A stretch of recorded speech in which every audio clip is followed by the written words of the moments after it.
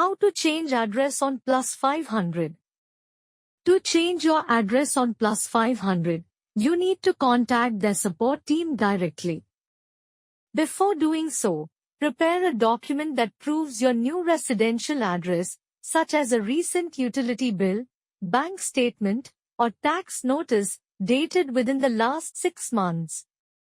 Once you have that, go to the Plus500 website and use their contact page. You can reach out via email, live chat, or WhatsApp. Let them know you want to update your address and attach the proof of address document.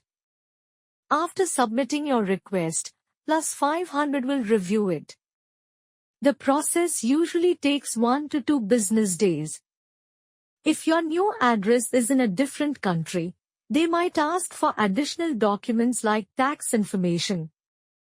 Thanks for watching.